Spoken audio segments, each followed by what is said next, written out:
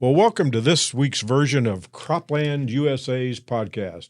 Joining me from the beautiful state of South Dakota is Alicia Holmes. Alicia, welcome. Thanks, Bill. Glad to be here. You know, one of the things that we hear happen so often when somebody's thinking about selling a farm and we'll say, well, who's renting the farm? And they say, oh, a local farmer's renting, but it's okay. It's just a verbal deal. Yeah, handshake deal. Handshake it's just deal. a neighbor. Yep.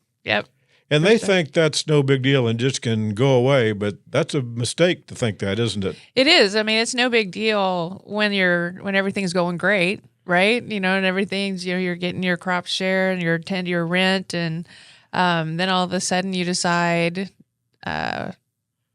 you don't want to do that anymore. You want, you got a better offer and you want your tenant to go, and well, it's not that easy. Yeah, most people think that it's just a handshake thing and that there are no rules or regulations around it, but that's not the case at all, is it? It is not. I mean, every state has, as a statutory kind of fill in the blank, if you don't have a written lease that's got all the terms, the state will supply them for you.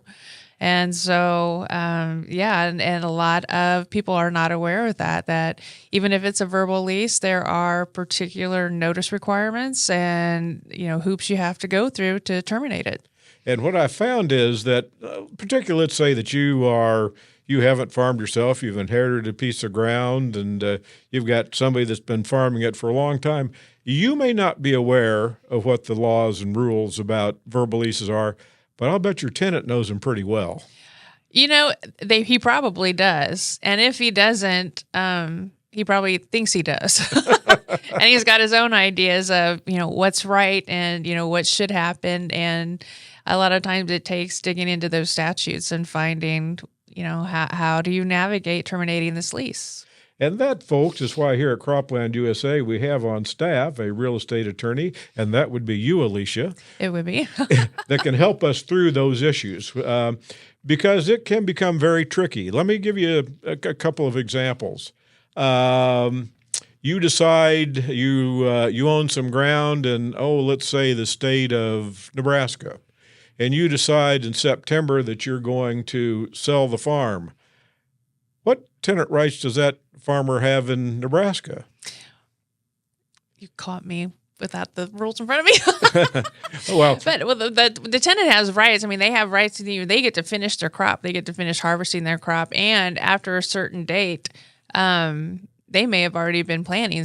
Nebraska requires... Nebraska, you have to give 6 months, and you have to do it by September 1st. December 1st. So I was poorly trying to get us to talk about the fact that if you decide in September to sell some farm ground that's in a verbal lease, you got to wait a year. That guy has that lease and has that access to that ground all the way till September 1st of the next year. Exactly. And the idea behind that is that farmer or that tenant has already made plans for the next year, has already expended money and maybe, bought the seed and bought the fertilizer or, on a hedge fund kind of, what do they call those? The co-ops. And already paid his co-op money to get for the next year because they planned that far in advance, even during harvest of the first year.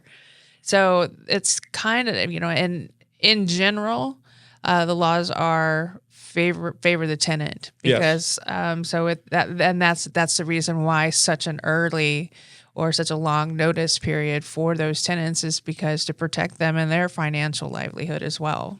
So if we go through the states are in the central part of the United States, if you own some farmland and you got a verbal lease and that tenant is farming that ground in the states of, and correct me if I'm wrong here, South Dakota, Minnesota, Iowa, and Nebraska, you have to let them know by September 1st that you are canceling their lease. Yes. And that has to be done in writing. In writing. It always has to be done in writing. You might be able to get into the lease on a handshake, but you cannot get out of it by a handshake. It's got to be in writing and with the proper notice. And the state actually may have specific language that needs to be included in that notice to terminate. So you want to make sure about that as well. Now, if you had a state and you own some land in a certain state that needed and you wanted to send them a letter of cancellation, do you have any idea what resource somebody could go to get a copy of the right letter to use, Oh yeah. Alicia? Yeah, every state has a farmer's ag page, and they have, resources for lease terminations or even written I got to leases stop you. themselves. That's too complicated. I think the thing to do would be to contact us here at Cropland USA. You're right. And let us take care of We that can- for you. Yeah, you're right. Absolutely. I was wrong. There are no Reese's for you. It's me. So, but as we move further south, and so let's summarize what we've learned so far, folks. If you've dealing with a verbal farm lease, one, there are rules around canceling it, and they protect the tenant. Mm-hmm. And the states that are a little north, and as that we mentioned, north of Kansas and Missouri, you have to let them know by September 1st in writing, and there's specific language you'll use, and we can provide you all of that. So just contact us. Now, it's a little bit different the further south you get. For example, in the state of Kansas, you have to cancel in writing that verbal farm lease 30 days prior to March 1st. Yes. Now, that seems like an odd time frame, but it's does. based upon the fact that February has 28 or 29 days. Yes. And so you give them the full 30 days before. Yeah. Because if you kind of liken this back to residential leases, month to month, or even at the end of a termination, it's always a 30-day notice. So given that March 1st is, kind of the beginning of the planting season, 30 days before that is when you absolutely have to terminate. But there's still some issues, aren't there? Let's say that you decided on January 15th to send a lease to somebody in the state of Kansas, that you were canceling their verbal farm lease. Does that mean that you get the ground on March 1st? It kind of depends on what that farmer has done with the ground, doesn't it? It definitely depends on what that farmer's done with the ground. If the farmer's planted something there, like a winter wheat that's harvested later in the spring, he gets to harvest that crop, whatever's there. I mean, his lease may be over, but he is still, entitled to harvest that crop. And, the landlord gets his rent share of that. And then, once that harvest is done, then the tenant's done too. But yeah, you can't just say buy and then harvest it all yourself. That's, again, favors the tenant. Exactly.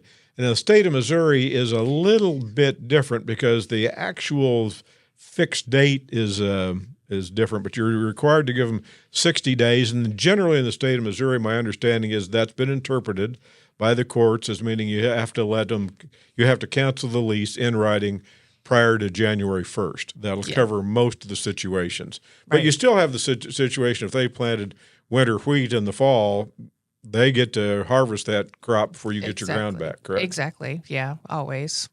So most generally.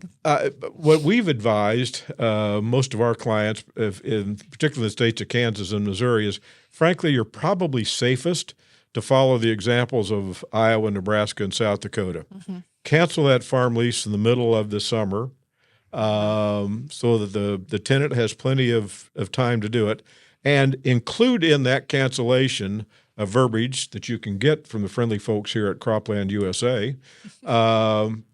Notice that they are not to plant a new crop, so that they can't quick run and plant winter wheat and keep it till next June. Am I right? Exactly. Yeah, exactly. You want to be very clear about the terms of the termination as well.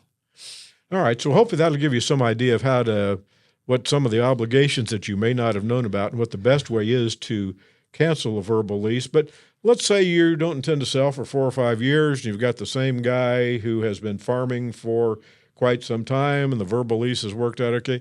Would you suggest that people continue with the verbal lease, or is there a better way to handle things? I would never advise to continue with the verbal lease. Once you know kind of the pitfalls of a verbal lease, not only in terminating, but just in general throughout the terms of the lease, what were the terms? Nobody, after a few years, somebody may have forgotten what the exact percentage was, and you had a bad crop this year. We talked last year about this. Well, I don't remember that. So you don't have anything in writing ever.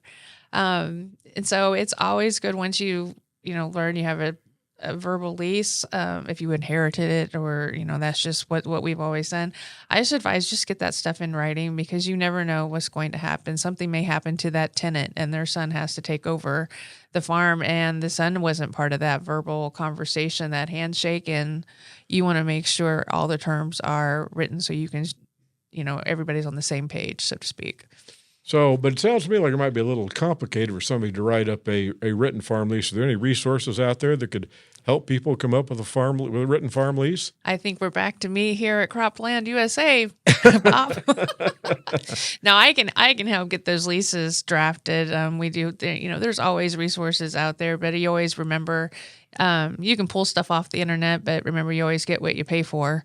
So it's always good, even if you do that and not use us. It's, just good to have us review it, just because make sure that you've got all the terms and that you as the owner are protected as much as possible as well. Yeah.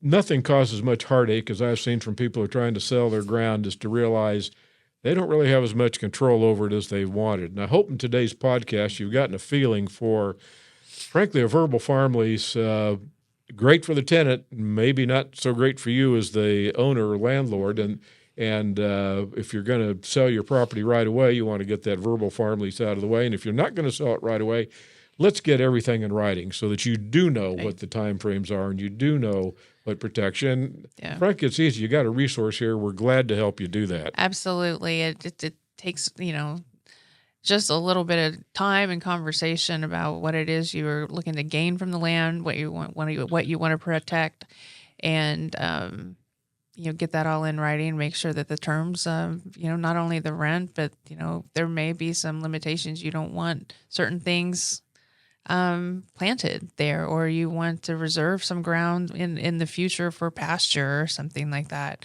All of those things need to be put in writing, because then we can protect the landowner as much as the state protects the tenant.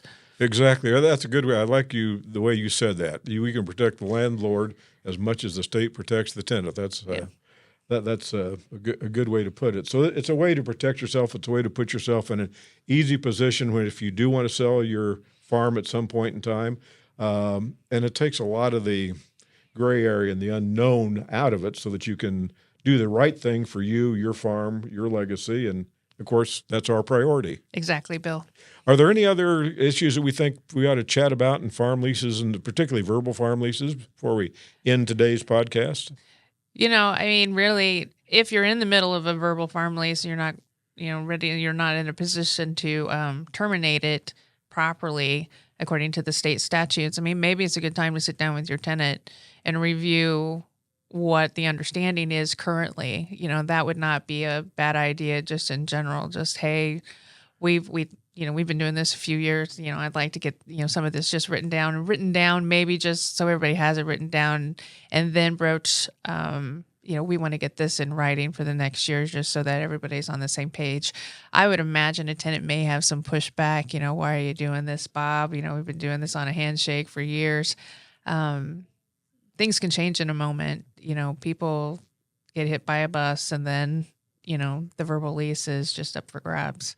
So yeah, I think that's excellent. Excellent advice. And if you've got any other issues, of course, you can always visit the croplandusa.com, our website. We cover all these sorts of issues. Our job is to help protect sellers and to maximize their investments, not only when they sell, but in the ground that they already own. So anytime you get the opportunity, you'll find a large number of resources on Cropland USA that can help you work through these things so that you can make sure that the investment that you have in farmland is working for you and not against you. So, anything else before we say goodbye today, Alicia? I can't think of anything. It's been a pleasure. Well, this is Alicia Holmes and Bill Gaughan saying goodbye and look forward to the next time.